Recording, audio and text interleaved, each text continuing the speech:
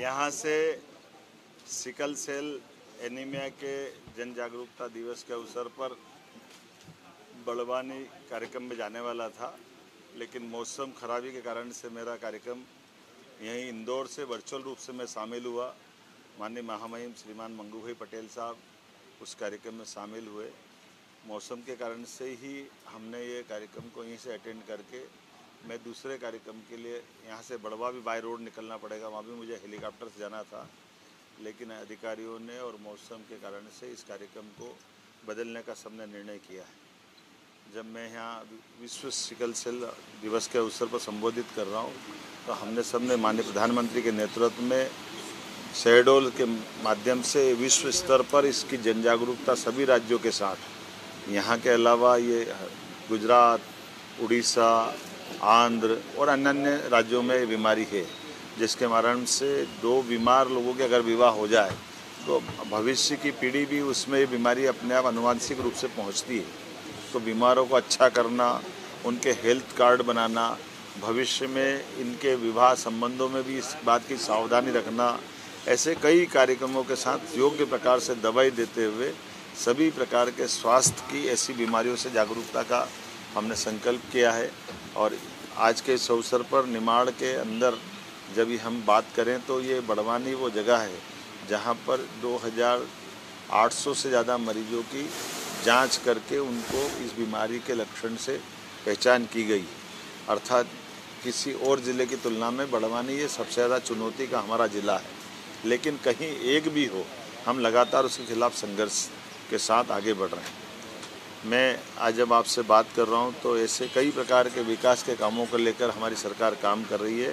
ये अटल जी का 100वां जन्म शताब्दी वर्ष भी चल रहा है और मैंने बीते कल झांसी की रानी की बलिदान दिवस के अवसर पर एक घोषणा की कि हम अपने स्वर्गीय भारत रत्न अटल बिहारी वाजपेयी जी के लिए जन्म शताब्दी के कई काम हाथ में लेंगे, खासकर किसानों को लेकर के।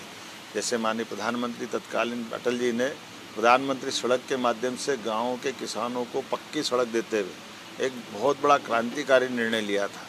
माननीय प्रधानमंत्री श्रीमान नरेंद्र मोदी जी ने उससे आगे बढ़ते हुए किसान सम्मान निधि से लेकर के किसानों को 24 घंटे बिजली, गाँव के अंदर 8 घंटे से ऊपर बिजली किसान की खेतों में मिलने के साथ सोलर ऊर्जा पे, नवकरणीय ऊर्जा से कई प्रकार के प्रयास करते हुए, और ख़ासकर हमारी सरकार ने भी औद्योगिकरण करते हुए जब हमारी कृषि विकास दर 10 से ऊपर % तक के आसपास पहुंच रही है तो हमने औद्योगिक विकास दर 25% तक पहुंचा देते हैं।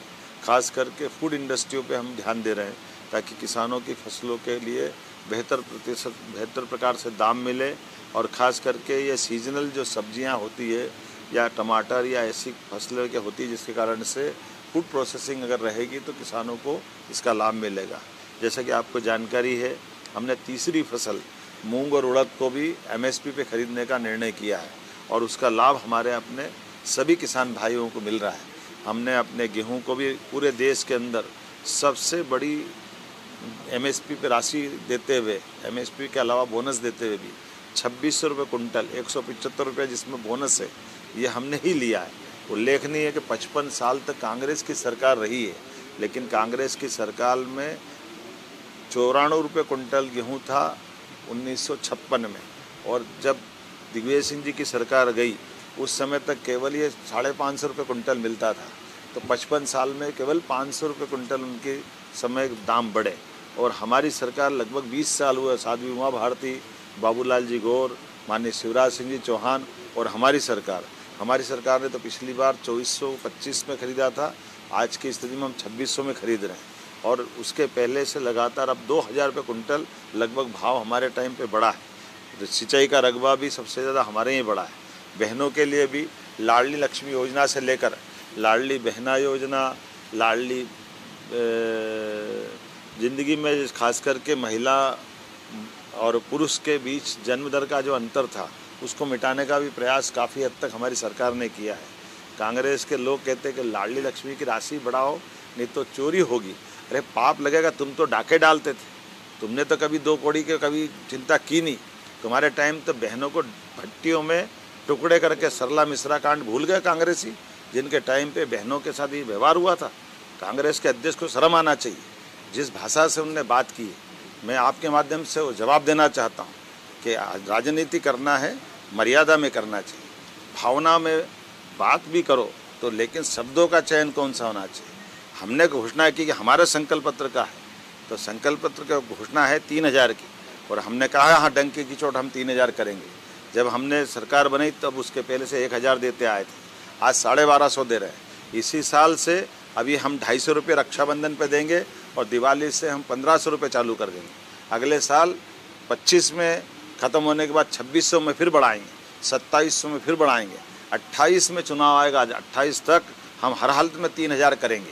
ये चोरी नहीं है, ये हमारी उनके प्रति वचनबद्धता है जो 5 साल में पूरा करने का संकल्प पत्र होता है। जिसको ये समझ नहीं है वो ऐसी नादानी की बात करता है, जिसको समझ होगी वो सब समझता है। और जो कहते हैं अय्यासी कांग्रेस करती थी, कांग्रेस के लोगों के रिकॉर्ड इस बात के लिए, इसलिए उनके सारे नेताओं जमानत पे चल रहे हैं। वो क्या कर रहे हैं, उनको छिपी हुई बात है क्या कि कांग्रेस समझ ले इस बात को कि भाजपा के लोग अपनी जनता के लिए जवाबदार हैं, अपनी सरकार को जवाबदेही से चलाना जानते हैं, और हमारे राज्य के अंदर जो कानून तोड़ेगा उससे निपटना भी जानते हैं। वो डकैत हो या डकैत का बाप हो, सबसे निपटना हम जानते हैं।